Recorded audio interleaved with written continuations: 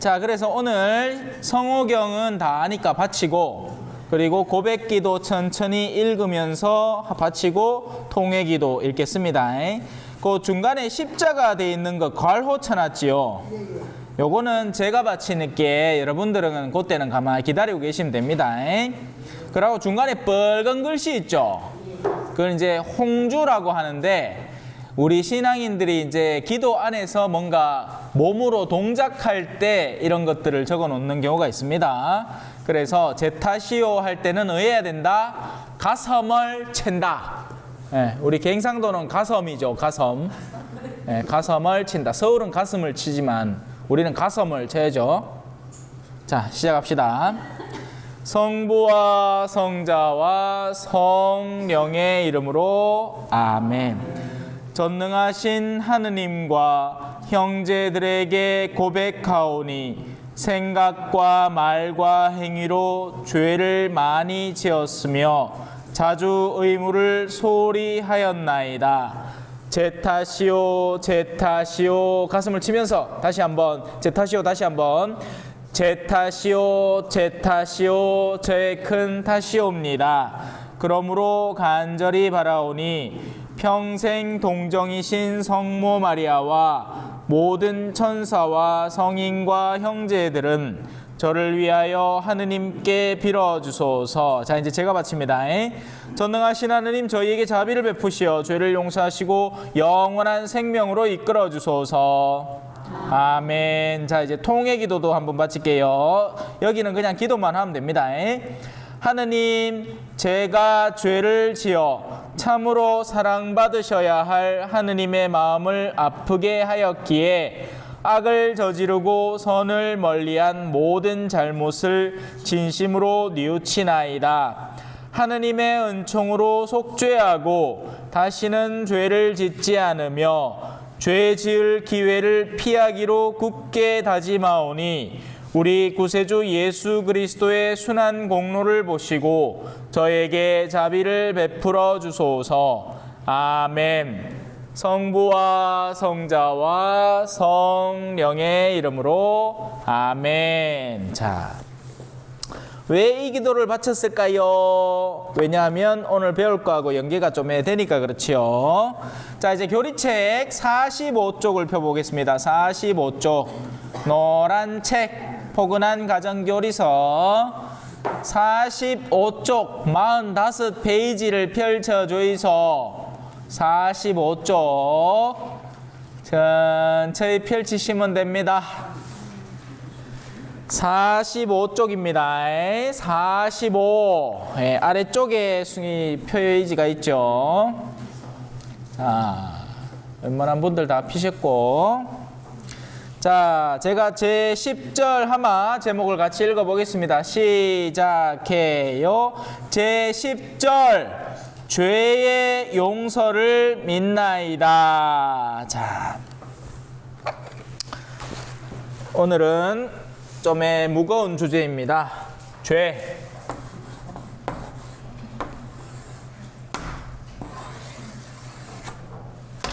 그리고 그 죄에 상응하는 용서.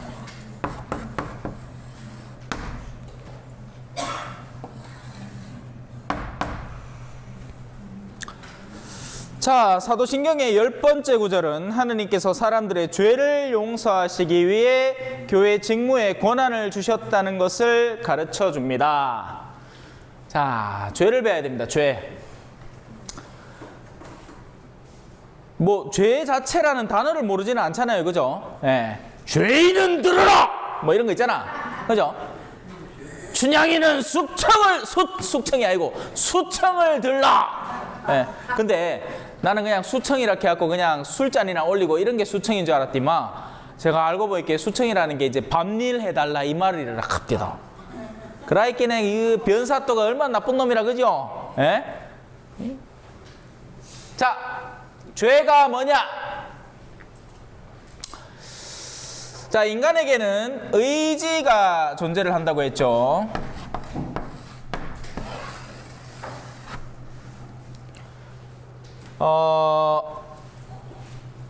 뭘로 듣고? 자, 이거 종이가. 자, 지금 이 종이는 한 장으로 이렇게 딱 돼 있습니다. 그죠? 여러분들이 보기에는 한 장 잘 돼 있는 종이다. 그죠?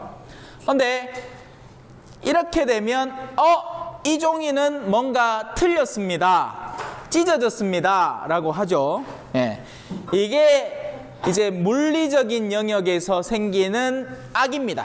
예. 이건 물리적인 영역에서의 완전함, 선이고 그것이 파괴될 때 일어나는 것이 악이 되는 겁니다.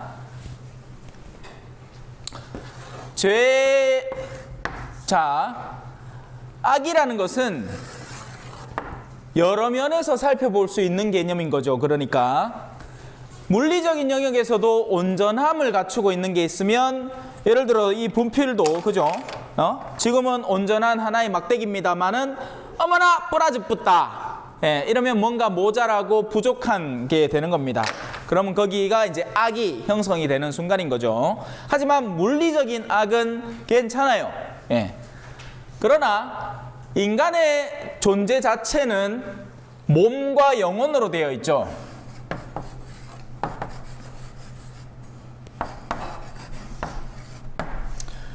사람의 몸은 아시다시피 그죠? 태어날 때는 보통 통상적으로는 심지어 어떤 아이들은 태어날 때부터도 부족함을 안고 태어납니다. 그죠? 예. 그러나 그게 나쁜 건 아니에요. 그건 그냥 부족함인 거죠. 그래서 육체적인 의미에서의 부족함은 어디서든지 생길 수 있고 가능한 일이 됩니다. 문제는 어디 있을까요? 바로 여기 있는 거죠. 영혼 안에는 뭐가 있다? 의지가 있다. 이 의지는 이제 앞에 수식어가 항상 붙죠. 자유의지입니다. 이 자유의지는 선택이라는 것을 할 수 있게 되는데 그 선택의 위쪽 방향이 있어야 마땅하고 아래쪽 방향이 있어야 마땅한 겁니다. 이 의지가 위를 선택을 할 때, 위는 지금 우리는 신앙인의 여정을 걸어가고 있으니까 제가 하늘과 땅 이렇게 얘기를 할 때 여러분들은 이제 하늘에는 어떤 종류의 것들이 있는지에 대한 대충의 감각을 알고 있습니다. 그죠? 뭐 이런 것들이에요. 사랑, 선, 기쁨, 희망, 믿음. 자, 그 모든 것들을 다 한 분의 내적 속성으로 싸말아 넣으면 하느님이 됩니다. 하느님. 인간의 자유의지가 하느님이라는 분을 선택할 때 거기에서 이 모든 것들이 완성되어 가는 겁니다. 뿜어져 나오는 거죠. 예. 마치 제품 생산 공정이 그죠? 딱 준비가 돼 있어. 그래서 여 컨베이어 벨트에다 밀어 넣으면 저 제품이 나와. 여는 막 이 기술자가 우리 로메로 엔진 같은 기술자가 뭐 엄청 기술을 때리 박아 갖고 완전히 그냥 막 재료만 딱 넣으면 그 결과물에 막 완전히 너무 좋은 결과물이 딱 나오게 돼 있는 거예요. 예. 그러면 그쪽으로 밀어 넣기만 하면 돼. 중국집도 비슷해.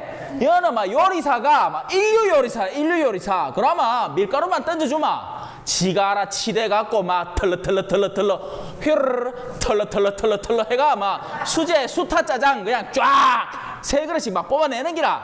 아까 전에 짜장 먹고 왔거든. 대박점. 탕수육도 막 쫙 티가 가, 막 양념도 해가 막 딱 점도 맞게끔 해가 쫙 나와. 예. 집어여면 돼. 일로 여면 선, 기쁨, 희망, 믿음 그 모든 것들이 하느님이라는 분을 선택할 때 이루어지게 되는 것이죠. 이 반대는 뭐겠습니까? 딴 거 없어요. 하느님 아닌 것들 여기는 어떤 것이든 상관이 없습니다. 하느님 안에서 선택되는 모든 것들은 선에 봉사하는 도구가 됩니다. 그래서 사실 이 중간치에 있는 뭐 예를 들어 돈 이거 자체가 나쁜 게 아니죠. 이건 수단입니다. 그죠? 하느님을 사랑하는 이에게 이 돈이라는 것이 허락될 때 이 사람 뭐 하겠어요? 절대로 이기적인 목적으로 그걸 쓰지 않는 겁니다. 나한테 허락된 것이니 하느님께서 나에게 맡기신 이유가 있을 것이고 그 이유에 합당하게 부합하는 일이라면 어떤 용도로 써도 상관이 없는 거죠. 반대로 그러면 여기에 뭘 넣을까요? 명예로움을 넣는다고 칩시다. 언뜻 보기에는 좋아 보이는 것이잖아요. 명예라는 건 좋은 거 아닙니까? 하지만 하느님을 향해 나아가는 참된 명예가 아닌 이기성에 봉사하는 명예가 될 때는 이게 뭐가 된다? 악으로 변하는 겁니다. 이 자유의지가 아래를 선택하기 시작할 때 바로 그 상태를 죄를 지었다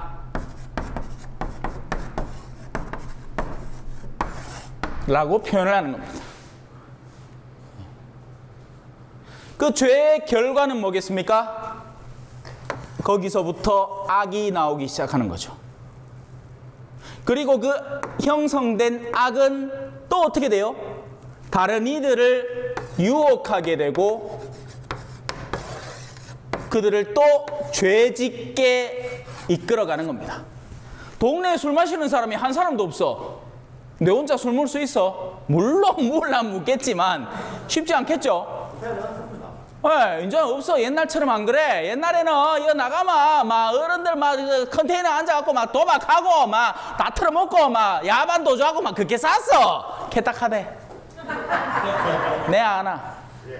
네, 근데 옛날엔 그랬대. 그러니까 니도 내도 그렇게 쌓였겠네. 뭐 돈은 벌었겠다. 뭐 할 일은 뭐가 있어요? 저 옆에 그 다방에 나가 아가씨 궁디나 좀 두드리고 가는 기지. 다 너도 나도 악을 향해서 치달아가니 그게 그냥 당연한 듯이 되어가는 겁니다. 유혹이 거기서 피어나는 거죠. 이 자유의지는 그래서 기본적인 노선을 갖추고 있습니다. 무슨 말이냐면 하느님을 향해 가는 사람도 어쩌다가 돌뿌리에 발가락을 찧을 수가 있어. 그래서 시베리안 허스키 십장생 막 잠깐 입에서 푹 하고 그죠? 어두운 생각들이 뿜어져 나올 수 있어. 암만 내가 신부고 막 열심히 산다 해도 차 타고 시내 딱 나갔는데 이쁜 아가씨 쳐다볼 수도 있어. 어머야 이쁘겠다. 저 아가씨하고 살면 얼마나 행복하겠노. 뭐 일단 딴 생각도 할 수 있어. 하지만 어때? 금시 돌아온단 말이야. 아이고 내 지금 뭔 생각하노? 야 마신부야 정신 챙기라 이럴 수 있단 말이야. 그건 무슨 말이에요? 기본적으로 선을 지향하지만 쓰러짐이 있다는 겁니다.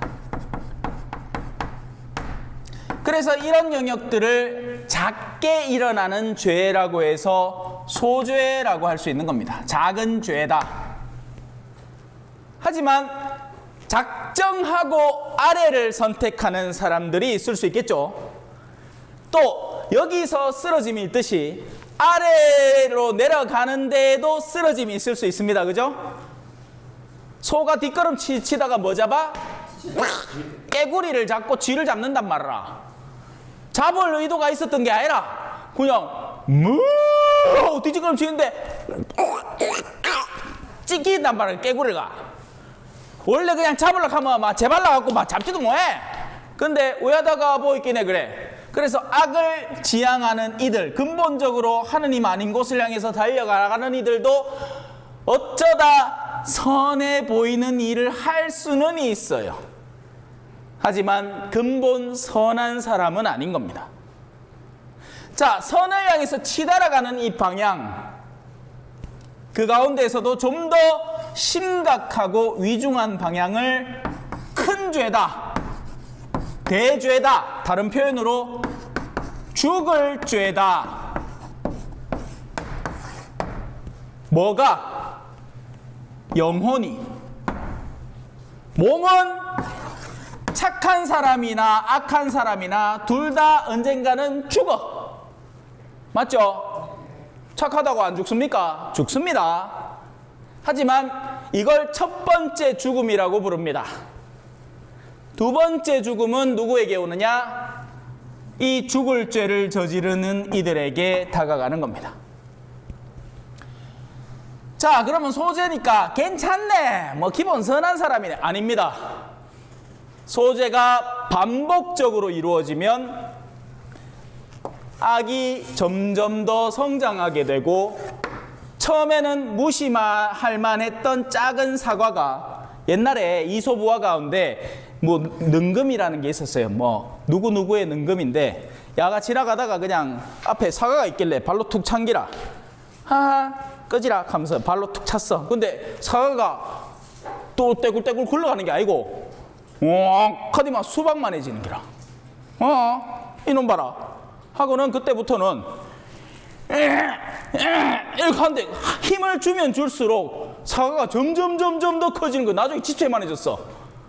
어떻게 인지 아세요? 나중에 무시하고 가니까 내가 지금 뭐하고 있노? 하고 지나갔어. 그러고 나 뒤돌아보니까 하고 능금만해져 있는 겁니다. 죄라는 것도, 악이라는 것도 그냥 이 아무것도 아닌 것 같지만, 자꾸 거기에다가 양분을 주고 뭘 더하고 습관화되고, 그죠? 술 한잔 하는 건 문제가 안 되죠. 30년 동안 하루에 한 잔씩 해봐요. 어떻게 되겠어? 몸도 베리고 영혼도 베리는 겁니다. 피폐해져 가는 거죠, 사람이. 그래서 소재라고 무시해서 안 된다. 대죄는 정말 위중한 것이다. 그래서 이 대죄를 짓기 쉬울까요? 웬만한 사람이 대죄를 짓는 것도 쉽지 않습니다. 그러나 사람이 반복적으로 그 성향을 멈추지 않고 계속할 때 어느샌가 영원히 죽음에 가까이 가 있게 되는 거죠. 절벽가에 가지마 안 가면 되죠. 근데 여기까지는 괜찮죠? 여기는 어때요? 뭐 여기까지, 요 아직 절벽 아니네. 요 괜찮잖아. 봐, 울타리한테 내 길이 있다. 맞지요? 네, 요까지도 괜찮아요. 그 하다가 어때? 와작 하고 부러지. 죽을 뻔다 할게네. 가지 마라 하면 가지를 말아야지. 그쪽으로 하지 마라 하면 하지를 말아야죠. 아니, 그거를 탐하고 그거를 바라보고 저 맛있는 거 있는 것 같은데, 야, 저 꿀 아이가 꿀, 이렇게 보는 게 아니라 선인을 지향을 하고 예수 그리스도 하느님이라는 분을 어떻게 닮아갈까, 성인들을 어떻게 닮아갈까, 이런 것들에 마음을 더 쓰는 사람이 되어야지, 돈은 벌면서 돈벌이의 유혹에는 빠지지 않겠다. 말이 됩니까, 안 됩니까? 언뜻 되는 것 같죠? 내가 적어도 돈 때문에 누구한테 칼 꽂지는 않았잖아. 하지만 그건 시간 문제인 거죠. 형제간에 그렇잖아. 어릴 때는 전부 다 손잡고 막 니야 내야 하면서 막 옹기종기 막 서로 놀다가, 그죠? 낸자 어른대가 막 전부 다 지가족 따로 있고 명절에 띠 모이마 막 성질 먹어치 난다 아닙니까? 우리 아는 디디한데 저는 막 서울대 갔다 걔가 막 성질 먹어치 나가 막 남편 바가지 덕덕 끌고 막 내한테 백 사달라고, 그죠? 그렇게 쌌다가 어느 순간인가 술 이빠이 대가 자기도 모르게 이성을 잃은 상태에서 상대방 등에다 칼 꽂아 놨는 기라. 아무것도 아닌 사소한 다툼들이 이 정도야 뭐 라고 무시했던 것들이 응축되고 눌러져서 어느 순간인가 폭발해버리면 죽을 죄가 되어버리는 겁니다. 그래서 신학자들 가운데에서는, 그러니까 신에 대한 학문을 연구하는 학자들 가운데에서는 중죄를 따로 구분하기도 합니다. 아직 대죄까지는 아니지만 중대한 죄도 있다. 또 죄라는 것은 뭐 이렇게 도식화를 제가 대충을 해놓긴 했지만 사실 각자마다 고유하게 다 다릅니다. 예를 들어서 여러분들이 기도하러 안 했어. 뭐 어쩌라고, 그죠? 예비자인데. 기도문을 외울 수도 없고 기도를 어떻게 하는지도 모르고 이제 배우는 중이고, 그거 안 한다고 누가 뭐라 할 사람도 없어. 근데 원래 기도를 마땅히 해야 하는 사람이 자기가 해야 하는 기도를 놓친다. 근데 그 놓침이 정말 누군가에게 선을 더 크게 베풀기 위해서 정신없이 바빠서가 아니라 그냥 게을러 터져서, 그러면 그건 중대한 죄로 바뀌기 시작하는 겁니다. 자, 여기까지 이해되셨지요? 예. 죄. 이제 한번 읽어봅시다. 자, 죄란 무엇인가요? 라는 질문에, 죄란 모든 사람에게 영향을 주는 하나의 상태를 말합니다. 죄는 우리 자신의 이기심에 갇혀 하느님께 등을 돌릴 때 발생합니다. 이제 이 말이 무슨 말인지 의미인지 이해를 하겠죠? 하느님이라는 분을 올바로 이해하고, 자, 하느님을 올바로 이해한다는 의미가 그분에 대해서 속속들이 다 안다는 게 아니에요. 우리 절대 하느님을 모릅니다. 다만 하느님이라는 분에게는 우리 인간이 보편적으로 가질 수 있는 모든 좋은 가치들이 그 안에 응축되어 있다. 이렇게만 이해해도 하느님을 그나마 제대로 아는 겁니다. 예. 자, 그래서 그런 하느님에게 등을 돌릴 때부터 죄가 시작이 되는 겁니다. 우리가 이런 태도를 취하면 하느님께서 우리에게 내어주시는 사랑을 망가뜨리게 됩니다.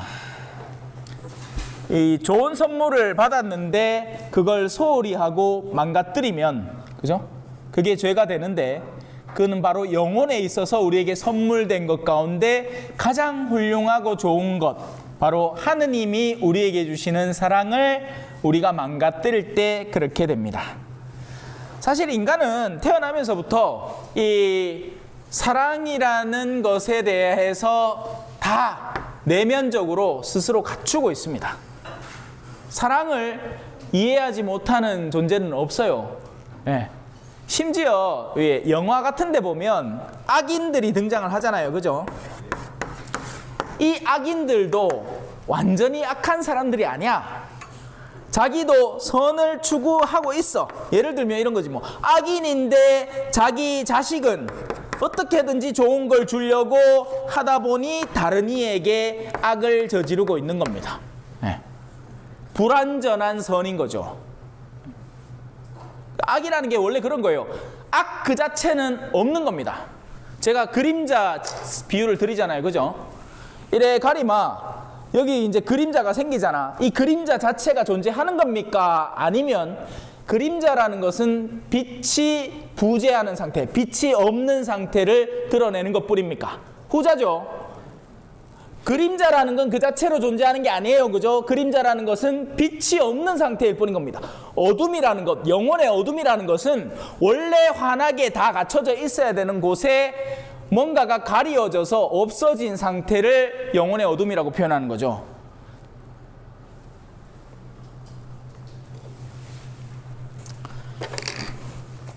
자, 어떤 종류의 죄가 있나요? 자, 두 가지 죄를 나눕니다. 원죄가 있고 본죄가 있습니다. 원죄는 뭐냐? 우리의 원조 아담과 하와가 저지른 죄이고 모든 인류에게 영향을 미쳤습니다. 오직 동정녀 마리아만이 이 죄에서 보호를 받으셨습니다. 지난번에 마리아 이야기하면서 설명드렸죠. 그죠? 하느님께서 당신의 외아들 예수 그리스도를 담을 그릇으로 선택한 존재니까, 뭐 지금 제 앞에도 그릇이 하나 있지만 신부님에게 뭔가를 주기 위해서 좀 더 신경을 쓰고 뭐 무늬도 있고 좋은 그릇, 뭐 깨끗한 그릇에 담기 하다못해 먼지라도 한번 훔치는 것처럼 하느님이 당신의 외아들을 담을 그릇은 바로 그 원죄의 영향력에서 깨끗이 씻어내 주신 겁니다. 그래서 원죄 없이 잉태되셨다라는 것을 무염시태라고 한다고 했다. 그죠? 성모님에 대한 교리 중에 하나죠. 그래서 우리는 아담과 이브로부터 이어져 오는 원죄가 있습니다. 그리고 이 원죄는 모든 이에게 영향을 미칩니다. 자, 죄라는 성향 자체가 뭐라고 했죠? 하느님에 대해 등을 돌리는 것이라고 했죠. 원죄도 마찬가지인 겁니다. 하느님을 망각하고 살아가는 모든 이들이 되는 거죠. 우리가 눈 뜨면서부터 사실 그렇잖아요, 그죠? 원래는 순수함을 지니고는 있지만 그 순수함 자체가 선을 지향하지는 않고 있습니다. 그리고 금방 배우기 시작하는 게 뭐예요? 세상이라는 것의 좋음을 배우기 시작하는 거예요. 엄마젖이 맛있다는 것을 이해를 해서 동생이 엄마젖 빨고 있으면 동생 뺨따구를 철떡 때리는 아이가 되는 겁니다. 네. 저 좋은 거 원래 내 건데 왜 네가 먹어? 이렇게 됩니다. 원죄의 영향력 속에 살아가는 겁니다. 순수하나 조금씩 더 그 영향력이 힘을 발휘하는 거죠. 왜? 선하신 분에 대한 감각을 없기 때문에 그렇습니다. 그게 아담과 이브가 원래는 하느님 안에서 투명하고 맑게 사랑 안에서 지내다가 그만 첫 번째 깨어짐을 이루니 거기서부터 원죄가 모든 인류에게 영향을 미치고, 자, 그리고 그 모든 인류에게 영향을 미치는 것을 누가 정돈하고 있느냐? 예수 그리스도께서 강생하셔서 자, 이 죄를 뒤집어 버리는 겁니다. 한 사람에게 시작된 죄로 인해서 한 사람으로 시작된 구원이 그것을 받아 안기 시작하는 거죠. 누구든지 예수 그리스도의 이름을 믿는 이라면 원죄, 나아가서 본죄, 이따가 설명을 드리겠지만, 자, 원죄 누구의 죄라고 했죠? 아담과 이브로부터 시작되어서 모든 인류에게 영향을 미치고 있는 죄입니다. 그럼 이 죄는 어떻게 해소를 하느냐? 하느님을 바라봄으로써 해소가 돼요. 여러분들이 준비하는 세례가 뭐냐? 나 하느님이라는 분에 대해서 배우고 그분을 바라보겠다라는 겁니다. 그러면 원죄에서 해방이 됩니다.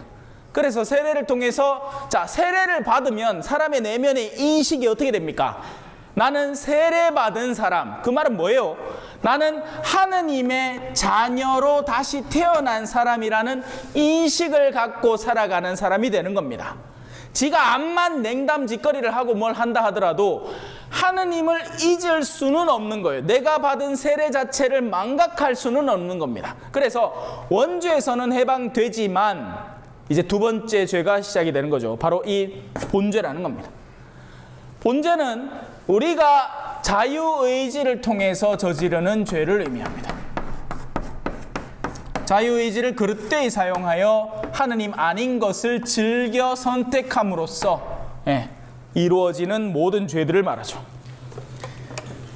그래서 여기서는 이렇게 얘기합니다. 원죄는 우리가 세례를 받을 때 사라집니다. 그럼 세례를 받지 않은 사람들은 원죄 때문에 무조건 지옥 가나요? 아니요, 그렇지는 않습니다. 저마다의 행실에 따라서 하느님을 모르는 채 자기 탓 없이 하느님이 소개되었어. 하느님이 이런 분이십니다. 하느님 정말 좋은 분이에요. 자기가 충분히 알면서도 의지적으로 거부를 하면 자기 탓으로 하느님을 모르는 게 되지만, 그게 아니고 아무도 나한테 하느님이 이런 분이라고 가르쳐 준 적이 없어.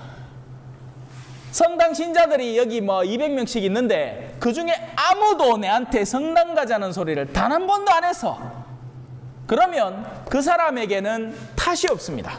그러면 그 사람은 내가 아는 선에서 양심껏 살아가면 구원의 가능성이 존재합니다. 하지만 그건 어디까지나 뭐다? 가능성인 거죠. 확신할 수가 없는 거예요. 반면 세례를 받는 이들은 이 원죄의 영향력에서 분명히 해방되고, 그리고 세례를 받는다는 건 세례만 받는다는 게 아닌 겁니다. 그래서 제가 얼마 전부터 이제 출석부를 체크하기로 했죠. 이제 출석부가 두 개입니다. 한 개는 여러분들의 교리반 출석부고, 다른 한 개는 미사를 나오셔야 한다는 거예요. 왜? 교리를 통해서 세례만, 물만 덜렁 받고 끝내자는 게 아니기 때문에 그렇습니다. 물론 예외인 분도 계시죠. 우리 마중시험장님 같은 경우에는 저한테 이따가 얘기를 해서 주일이라는 것의 시간대 속에 지금 직장이 철두철미하게 걸려있는 걸 제가 알기 때문에, 그러면 대체하기 위해서 다른 걸 통해서 그걸 일단은 이 주임 신부의 권한 속에서 어디까지가 허락될 것이며, 그래서 주일에는 짬나는 시간에 이 대송이라는 것을 통해서 그렇게 해소하는 방법으로 가면 돼요. 하지만 주중에 적어도 한 번은 성실하고 꾸준하게 나올 수 있는 계기가 마련되어야 하는 마땅한 거죠. 왜? 교리하고 세례만, 도장만 떡 찍었다고 해서 나 이제 신잠 입네, 이게 아니기 때문입니다. 사실은 미사라는 것, 예수 그리스도를 우리가 함께 기도하고 떠올리고 상기하고 그분의 몸을 받아 모시는 꾸준한 활동을 통해서 세례가 어떻게 된다? 시작된 세례가 완성되어 가야 하는 겁니다. 어렵다.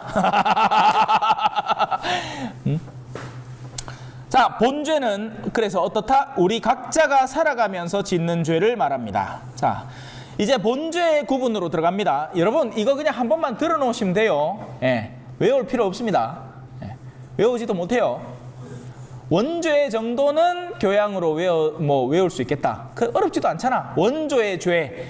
죄라는 건 이미 여러분이 아는 기고, 그 죄는 두 가지 종류가 있는데, 하나는 아담과 이브가 잘못해가 그게 퍼져나온 기고, 그러니까 원래 골이 깨끗했어. 근데 누가 정수조 터트린 기라. 그라이끼네 온 동네에서 꾸린내가 다 나. 그게 이제 아담과 이브의 원죄의 개념인 거고, 자, 본죄에는 두 가지 종류가 있습니다. 대죄와 소죄. 제가 아까 얘기했죠. 가다가 잘 나가다가 엎부러지는 거 있어. 예. 신부도 잘 살다가 어떤 때는 막 성질 먹어치 나가지고 막, 제가 한 번은 남미에서 그런 적이 있었어요. 남미에는 혼인식을 하는데 이 사람들이 시간관념이 없네. 우리 뭐 코리안 타임 옛날에 들어봤죠? 뭐 한 30분씩 늦고, 그죠? 남미는 기본이 1시간입니다. 네. 그래가 이제 성당에서 그러면 일이 안 되잖아요. 그러니까 벌금을 정해놨어요. 그래서 미리 벌금을 받고 제 시간에 오마 돌려주고, 안 오마 그냥 이거 우리가 쓰는 게야. 네. 그래 약속을 하고 미리 벌금을 딱 받아놔. 이 사람들이 어떻게 했겠어요? 늦었어. 늦어도 너무 늦었어. 근데 이 혼배성사 끝나고 난 뒤에 저거 볼일 다 보고 친척들이 내한테 몰려와가 돈 내놓으라고 난리를 치기 시작하는 거예요. 근데 그걸 얌전하게 그냥 아이고 우리가 가난한 사람들이니까 좀 도와줘, 이것도 아니고 고발하겠다. 남미에서는 이 정도 시간은 아무것도 아닌데 당신은 와 그러노? 돈 욕심이 나갖고 막 극하면서 막 비디오 찍고 막 그렇게 샀는 거예요. 그래가 제가 그때까지 한 번도 화를 낸 적이 없었거든요. 그날은 정말 화가 머리 끝까지 났어요. 네. 그러고 난 뒤에는 제가 화를 내본 적이 없어요. 적어도 제 기억상에는 여러분들이 보시기에는 어이구 신문이 화났나 보다 이렇게 할지 몰라도 저는 지금까지 화를 내본 적이 한 번도 없어요. 제 화내는 거 여러분 한 번도 못 봤습니다. 네. 그날은 완전 터져버렸어. 네. 그래가 성체 앞에 가서 무릎 꿇고 하나님 앞에 정말 죄송합니다. 네. 그리고는 다시 그 사람들한테 돌아갔지만 쓰러집니다. 완전한 사람은 없어요. 네. 누구나 열심히 살다가도 자빠지고 쓰러져. 근데 괜찮아. 네. 그럴 수 있어요. 그래야 하나님 소중한 줄 또 알지. 그죠? 뜨겁든지 차갑든지 해라. 미지근하면 난 너를 입에서 뱉어버리겠다. 이게 성경 말씀이거든요. 그냥 미지근하게 삶아. 이게 좋은 줄도 몰라. 좋은 게 좋은 줄도 몰라. 저 우리 신자들 가운데서 두룩빽빽 합니다. 그냥 맨날 미사 나올 수 있고 하니까네. 그냥 뭐 미사가 크게 좋은 줄도 몰라 이제. 네. 하지만 차가우면 온기가 필요해지는 겁니다. 네. 자, 그래서 그런 소재가 있습니다. 네. 반면 대죄는 너무나 큰 죄이기 때문에 우리에게서 하느님의 은총의 빛을 완전히 싹 지워버리고 우리를 영적으로 죽어버린 상태가 되게 합니다. 근데 이 재밌는 게 있어요. 자, 그러면 와, 대죄 장난 아닌데.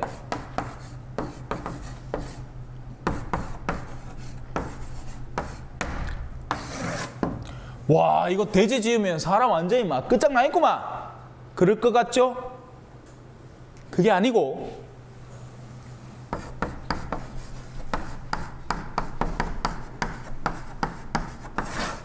더 생기 발라라. 왜 그런지 아세요? 소재는 하느님이 그에게 희망을 두고 그에게 시련이라는 체험을 통해서 소재를 극복하도록 도와주십니다. 그러면 이 사람의 삶은 어떻겠어요? 시련이 있습니다. 신경 써야 되고 고민해야 되는 그런 고민들이 있게 마련입니다. 근데 사람이 본격적으로 대죄로 들어가잖아요. 그러면 어느 순간부터인가 하느님이 놓아버립니다. 그러면 그게 이 사람에게는 어떻게 느껴지느냐? 야, 이제 뭐 아무도 나한테 가입지도 안 하고 맞지 질풍가도를 달리고 완전히 성공가도를 완전히 막 열심히 달려나가는데, 와, 이거 완전 다 잘 되고, 이거 내 사업 장난 아니고 너무너무 잘 되는 것처럼 느껴지는 겁니다. 하지만 죄는 언젠가는 그 사람에게 값을 치르게 됩니다. 살아있는 동안 값을 치르는 게 100배, 1000배, 만배 낫습니다. 죽음 이후에 이 죄가 본격적으로 힘을 드러내기 시작하면 답이 없습니다. 왜? 살아있을 때는 희망이 있는 거예요. 희망. 죽음 이후에는 영원히 자리합니다.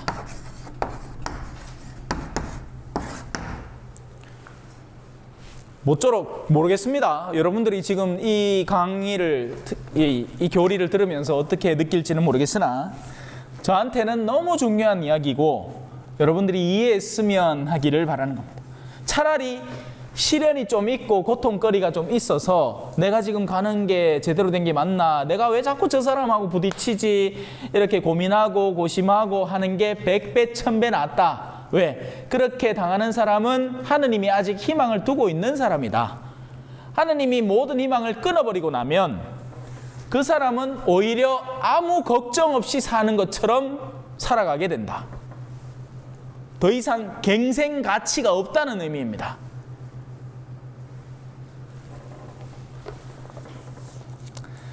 소죄, 다른 말로 용서받을 죄는, 용서받을 수 있는 죄는 우리에게서 하느님의 은총을 줄어들게 합니다. 네. 이것도 마찬가지겠죠. 제가 앞서 설명을 드렸잖아요. 그죠? 그냥 줄어드는 거, 그걸로 끝나느냐? 아닌 겁니다. 그냥 소재, 이 정도 해도 상관없는데, 오늘도 소재, 내일도 소재, 그렇게 되는 게 아니라, 소재가 꾸준히 반복되고 누적되고 하다 보면 대죄로 건너뛰는 게 너무 쉬운 일이 돼버려요. 내가 저 높은 절벽을 오르려고 하면 힘이 얼마나 시겠습니까? 그죠? 근데 여기다가 합판 하나 깔고 합판 2개 깔고 합판 3개 깔고 해가 합판이 10m가 돼버렸어. 절벽 높이는 11m라. 그러면 이 정도 합판이면 11m는 우습겠는데 하고는 훅 뛰어버리면 그때부터는 이제 대죄로 들어가는 거죠. 자, 대죄가 될 조건이 있습니다. 그냥 대죄를 짓는 게 아니에요. 대죄가 될 조건은 3가지가 있습니다. 중대성, 경중을 따진다.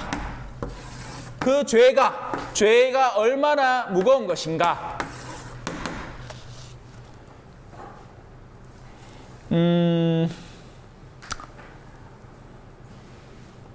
자, 예를 들어서 이해가 적극절할지 모르겠지만 거짓말이라는 걸 해봅시다. 사실 거의 대부분의 코미디언들은 이걸 하고 있죠. 왜? 사실이 아닌 거를 꾸며서 사람들을 웃겨야 되니까. 네. 물론 이것도 너무 자주 반복적으로 하면 이 거짓말을 입에 달고 다니는 사람이 되어버립니다. 그러다 보면 거짓을 여기다 바라고 저기다 바라고 하다가 정말 하면 안 되는 영역까지도 너무나 쉽게 거짓말을 해버리게 되겠죠. 하지만 이 그냥 일상에 있어서 누구에게 그냥 웃기려고 그냥 우스갯소리로 그렇게 하는 거짓말이 있고, 정말 작정을 하고 한 사람에게 이득을 뽑아내기 위해서 하는 거짓말. 예를 들면 무슨 횡령이나 사기, 이런 종류의 거짓말은 바로 돼지가 되어버리는 거죠. 무슨 말인지 알겠죠? 그래서 경중이 있다는 겁니다. 크고 작음이 있다는 거예요. 강아지 키우다가 막 어떤 때 짜증 나가지고 강아지 궁디를 찰싹 때렸어. 그것도 마음 아파. 한 번도 안 해본 사람은. 내가 우리 복돌이 그렇게 궁디 때리면 마음 아파. 예. 얼마나 말한다고 어떤 때는 내 손을 깍 깨물거든요. 지 막 발톱 깎아준다 하는데 갑자기 아 하고 무릎 보면 나는 피가 칠칠 나. 그러면 이놈이 하고는 찰싹 때린단 말이야. 궁디를. 그러면 가슴이 아파. 예. 잘못한 거지. 근데 그게 아니고 사람을 죽을 정도로 패고 있습니다. 예. 근데 이거는 다른 얘기인데요. 인간이 자기 스스로 의지의 변함으로 인해서 지을 수 있는 죄가 있고, 이 빙의된 영역이 있습니다. 더러운 영들이나 사탄에게 함몰당해버립니다. 하지만 인간이라는 존재는 자기 문을 스스로 열어주지 않으면 그 일이 일어나지 않습니다. 이 문을 언제 어떻게 열까요? 점 보러 가든지 사주를 보러 가든지 무언가의 영혼을 저당 잡히면 그렇게 되는 겁니다. 아니면 악습이라든지 술 먹는 습관이 있는데 그게 어느 순간인가 자기도 정신을 잡고 반복적으로 잃을 정도로 반복해서 그 짓을 하고 있으면 어느샌가 이 문이 활짝 열리게 되고 그 안에 뭐가 들어가겠어요? 전에 있던 악습의 영보다 7배 더 독한 영들이 들어가게 되면 그 악습을 방해하는 엄마, 내 엄마, 지금까지 나를 사랑해주고 돌봐주고 술을 한잔 해도 그래도 하지 마라 이렇게 하고 막 아들이 막 정신없어가 이래 기대기를 정신없중에 떡 쳐도 그거 맞아가면서도 그러지 마라 했던 엄마인데 나중에 어떻게 돼? 칼을 가지고 75번을 찌르고 앉았다. 왜? 자기가 아닌 거예요, 더 이상. 하지만 그러면 이건 내가 한 게 아닙니다 할 수 있느냐? 아닙니다. 문을 열기 시작한 거예요. 어느 순간에서부터인가. 무시무시한 일이 벌어집니다. 이런 것들을 현대의학에서는 뭐라고 부르느냐? 조현병, 사이코패스 이렇게 부르는데 영혼이 연결되고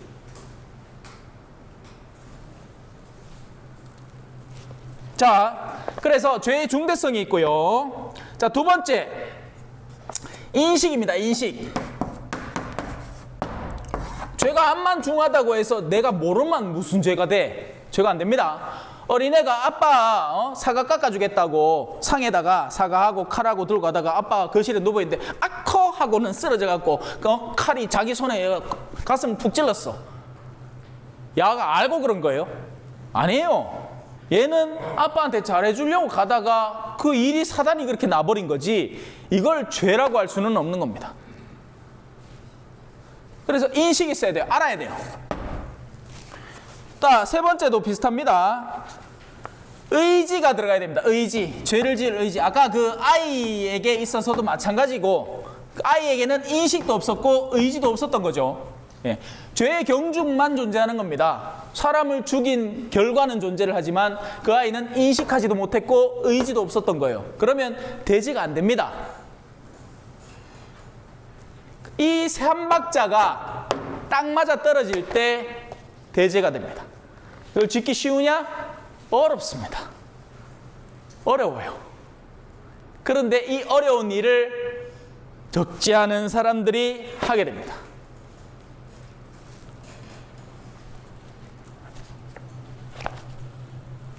자, 이제 용서로 들어가야죠. 이제 죄를 실컷 배웠으니까 용서 배워야지. 용서.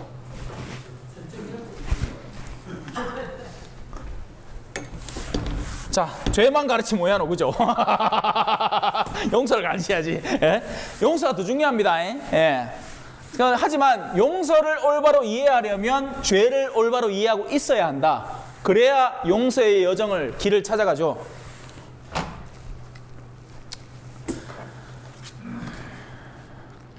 우리는 언제 죄를 용서받을 수 있나요?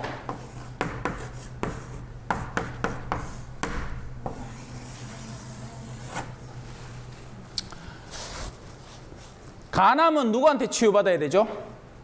간을 다룰 줄 아는 의사한테 치유받아야 된다, 그죠? 그래서 인간은 육체를 거의 정복해 가고 있습니다. 물론 아직까지 완전하지는 않지만 예전에 비하면 상당히 발달을 했고, 그래서 여러분들은 이제 까딱 잘못하면 병원에 그냥 줄 꽂고 한 몇 년을 그냥 줄줄 살게 돼 있어. 왜? 의사들이 육체를 너무 잘 알아. 산소가 부족하면 코에 줄 꽂아보고, 먹을 게 부족하면 입에다가 이 줄 꽂아가지고 막 주사기로 막 미역고 앉았습니다. 그러면 내일이면 고기 끊기가 갈 사람이 일주일이고 2주일이고 살고 있다 갔긴 해. 이것마저도 안 되면 피에다가 바로 포도당 엿봅니다. 그러면 또 살아. 그래서 육체는 어느 정도 다스리기 시작했어요. 물론 아직 멀었지. 암도 정복하지 못했고 불치병도 많고 코로나도 이번에 와갖고 뭐 딱 깨달았지 않습니까? 아, 이게 마음대로 안 되는구나. 하지만 영혼은 전무합니다. 영혼을 어떻게 해야 되는지 사람들은 몰라도 너무 모르고 있어요. 영혼은 정신이 아니에요. 정신은 통계학인 과학입니다. 사람들이 통상적으로 이런 경향들이 있으니까 이런 거에는 이렇게 상담을 하고 요 정도의 약물을 쓰면 흔히 이걸로 그냥 다 때려 맞추는 겁니다. 그냥 다운돼 있는 사람은 업하는 약물 주고, 업돼 있는 사람은 다운시키는 약물을 주고, 업다운하는 사람은 다운업하는 약물을 주면 되겠죠. 조울증이잖아요, 이게. 그죠? 조증과 우울증. 예? 이런 거예요. 약물들이 너무 잘 나와 있어서 마약성, 이 향정신성 약품들, 예? 그것도 저것도 안 되면 이제 프로포폴 나와갖고 제압 보는 기라. 그러면 막 잘 자고 일어나는, 예? 사실 자는 게 아니지, 정신을 잃는 거지. 예. 기억이 안 나는 거죠, 아무것도. 쉬는 착각을 주는 거죠. 치는 게 아니지. 왜 쉬는 게 아니에요? 아픔을 달래는 여자, 고개 숙여 우는 그 여자, 이 세상에 약한 것이 여자 바라바라밤, 당신 내 맘 몰라요. 영혼 안에 고통이 고스란히 간직되어 있는데 고통의 원인이 그대로 존재를 하는데 암만 약물을 때려 넣는다고 저게 사라지나? 안 사라지거든. 그러니까 정신 들면 또 고통받는 거야. 내가 그때 어머니한테 잘할걸. 이거 내가 그때 남편한테 잘할걸. 이렇게 하고 앉았는 게야. 이해가 되죠? 치유가 일어난 게 아니라니까. 마비시키는 거지. 그래서 이거에 대한 답을 얻어야 돼요. 그게 용서라는 주제입니다. 사람은 용서받아야 돼요. 그래서 우리 교회는 이 용서를 위해서 너무나 좋은 구도를 갖춘 겁니다. 한 인격을 통해서 내가 저지른 것들을 고백하고, 그리고 용서라는 선물을 받도록 한 거죠.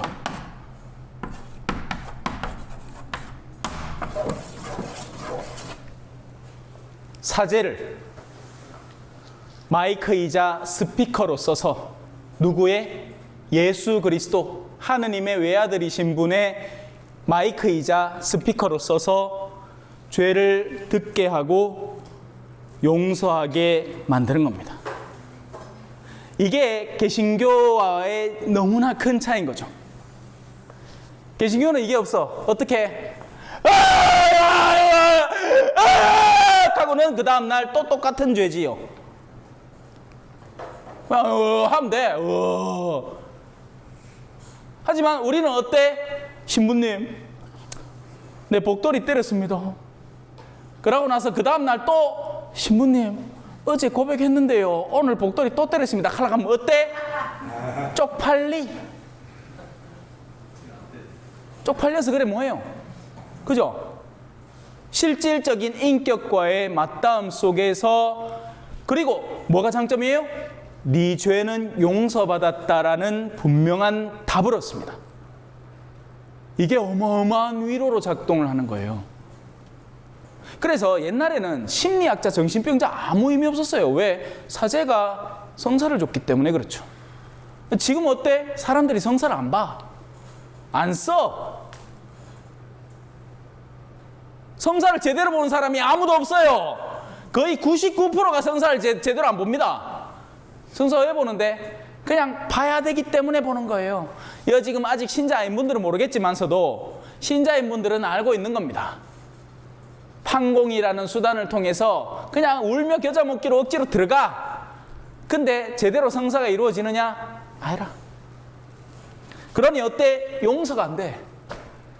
용서 안 된 영혼을 끌어안고 사니 그냥 마비된 상태로 살아가는 거지, 이게 해소가 되거나 정말 풀어지는 게 아니란 말이죠.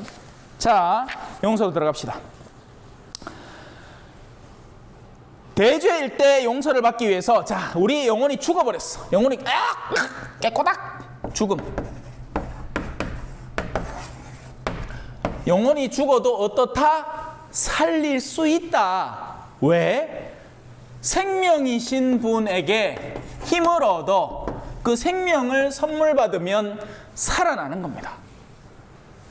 그 생명은 세상 그 어떤 존재도 가지지 않아요. 정신과 의사가 백날 면담하면서 미국 가면 그런 거 있잖아요. 의자 이래 번듯이 누워갖고 막 정신병 상담하고 막 자기 거 다 꺼내놓고 하잖아. 그래도 안 돼. 왜? 인간이기 때문에. 인간은 근본적으로 영혼의 죽음을 회복시킬 수 없단 말입니다. 영혼의 주인은 누구야? 하느님이시거든요. 그분이 영혼을 살려주셔야 살아나는 겁니다. 자, 성경은 용서받지 못하는 죄가 있다고 합니다.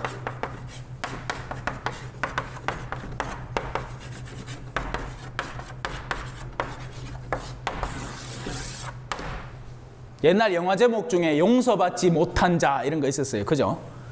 용서받지 못하는 죄는 뭐냐? 성경은 이렇게 합니다. 성령을 거스른다. 이게 무슨 말이냐? 성령은 인간의 영혼에게 생명을 주고자 합니다. 성령은 인간에게 영혼의 생명을 주고자 해요. 이거를 자기 스스로 거부하는 사람이 바로 성령을 거스르는 죄, 용서받지, 그러니까 어떻게 보면 나 스스로 용서받기를 꾸준히 거부하고 있는 사람을 말합니다. 이런 사람이 없을 것 같죠? 의외로 많습니다. 교만하기 때문에 그래요.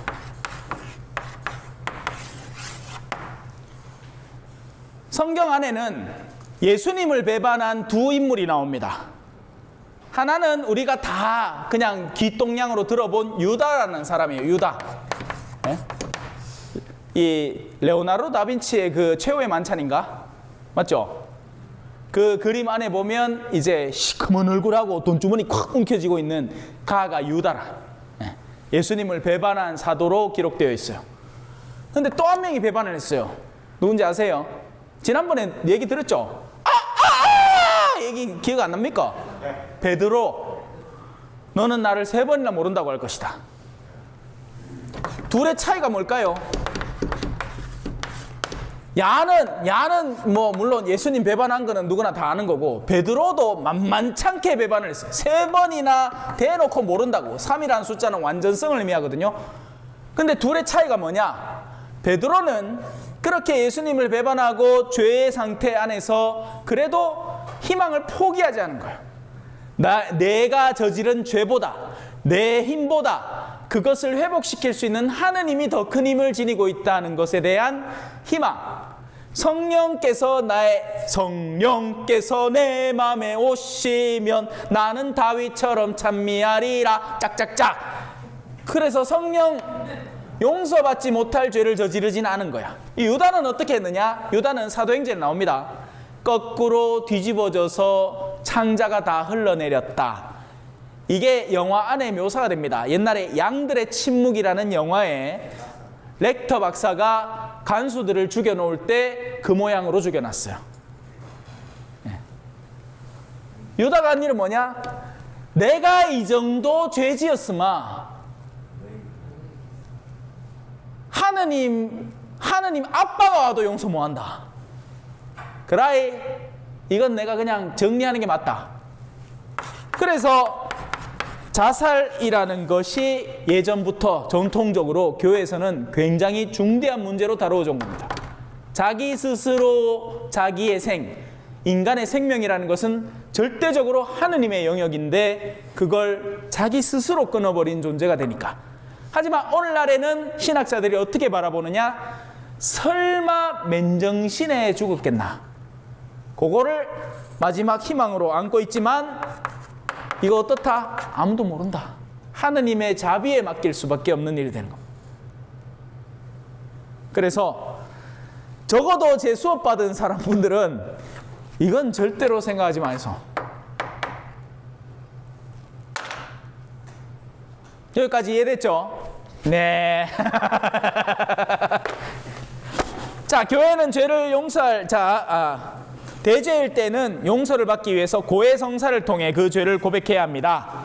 소죄일 때에는, 작은 죄일 때에는, 작은 결함이나 실수일 때에는 뉘우치거나 직접 하느님께 털어놓는 것으로 충분합니다. 올바른 통회를 통해서 소재가 정리될 수 있어요.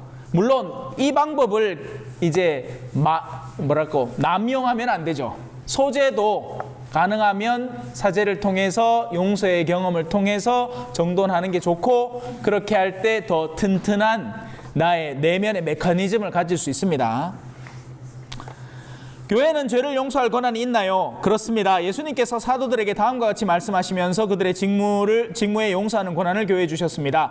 너희가 누구의 죄든지 용서해 주면 그가 용서를 받을 것이고 그대로 두면 그대로 남아있을 것이다. 따라서 사도들의 후계자인 교황님은 주교님들의 으뜸이라고 지난번에 설명을 드렸습니다. 죄를 용서할 권한이 있고 그 권한을 사제에게 나눠줘서 사제들도 죄를 용서할 수 있는 권한을 가지고 있는 거니까, 여러분들은 신자가 되시고 나면 어쩔 수 없이 질질 끌려와서 성사를 보시는 게 아니라 내 마음이 울적해서 성사 보러 갔네, 이렇게 마음이 그렇게 조금 울적하거나 뭔가 어둠이 엄습해 오는 걸 느끼게 되면 거침없이 사제에게 다가와서 성사를 청할 수 있는 그런 신자들이 되시기를 바라겠습니다. 아시겠지요? 네. 질문. 자, 지난번에 이제 거듭 이야기를 드립니다. 미사를 나오시는 게 굉장히 중요합니다. 지난번 주일 미사 때 빠지신 분들 중에 한 분은 아파서 뭐 다른 이유 때문에 있다는 거 들었어요. 될 수 있으면 토요일 저녁 아니면 주일 낮 미사, 11시 미사 둘 중에 골라서 하나를 꼭 참석해 주시고요. 예를 들어서 우리 형제님 같은 경우에는 이제 주중에 하나 정도를 정기적으로 정해서 그걸 꾸준하게 나올 수 있도록, 물론 예외적인 경우가 항상 있을 수 있다는 거 제가 염두에 두고 있습니다만 그렇게 한번 노력해 보시는 걸로 하고, 그리고 대송이라는 게 있습니다.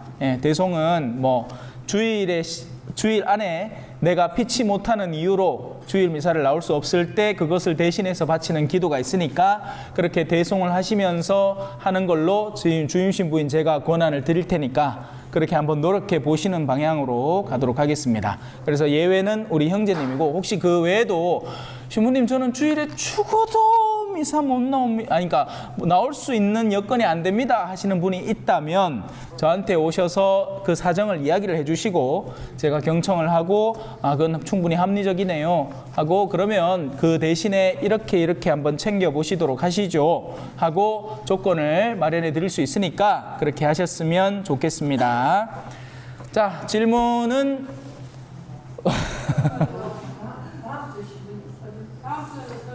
다음 주는 친척들하고 푹 쉬시고요. 저도 쉬겠습니다. 신부도 쉬어야지. 맞죠? 저는 뭐 친척들을 만날 이유는 크게 없지만서도 우리는 집을 흔히 이제 농담처럼 친정이라고 부릅니다. 옛날에 왜 친정 자주 못 갔잖아요. 요새는 친정이 저거 시댁보다 더 가까워졌지. 그죠? 근데 우리 신부 입장에서는 집은 자주 가는 곳이 아니에요. 자주 가면 안 됩니다. 그래서 집에 뭐 찌짐 안 끄고 이렇게 하더란 저 몰래 저 사제관 앞에 갖다 놓고 아이세. 잘 얻어먹게. 예, 그래요. 자, 질문. 네, 세례 받을 때 그렇죠. 대부 대모 정해야 됩니다. 기준이 있나?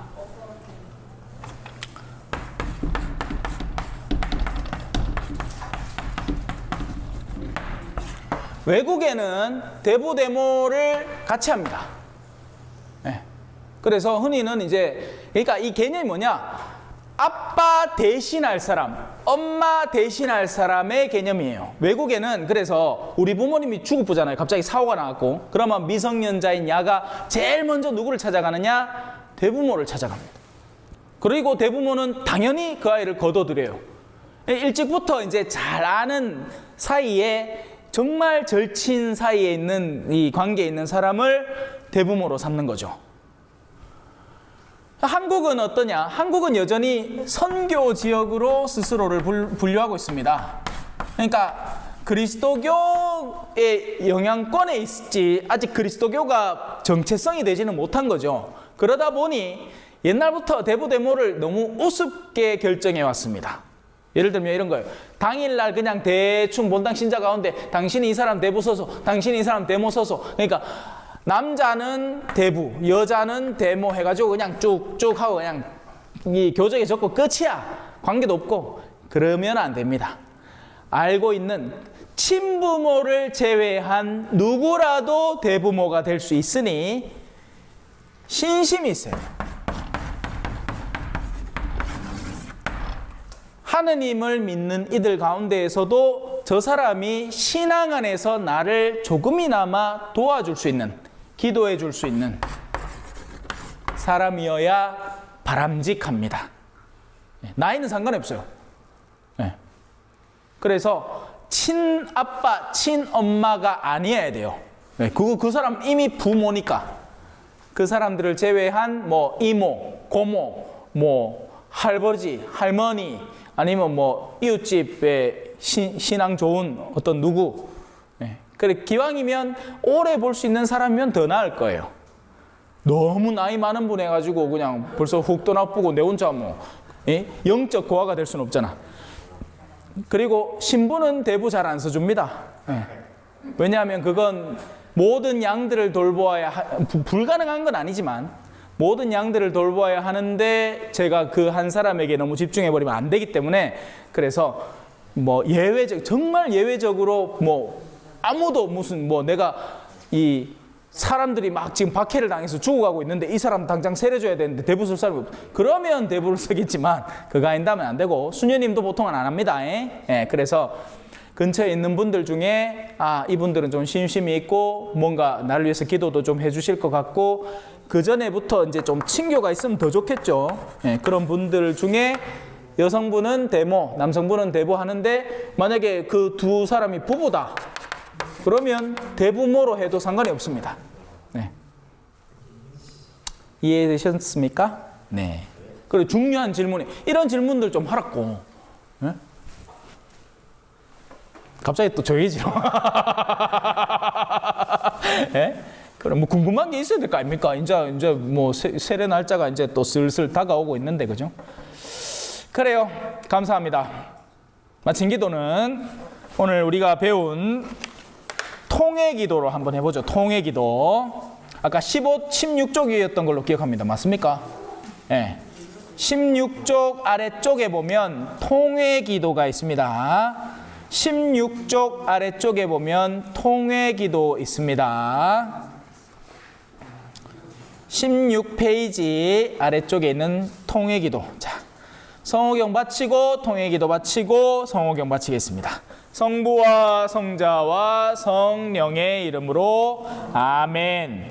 하느님, 제가 죄를 지어 참으로 사랑받으셔야 할 하느님의 마음을 아프게 하였기에 악을 저지르고 선을 멀리한 모든 잘못을 진심으로 뉘우치나이다. 하느님의 은총으로 속죄하고 다시는 죄를 짓지 않으며 죄 지을 기회를 피하기로 굳게 다짐하오니 우리 구세주 예수 그리스도의 순한 공로를 보시고 저에게 자비를 베풀어 주소서. 아멘. 성부와 성자와 성령의 이름으로 아멘. 수고하셨습니다.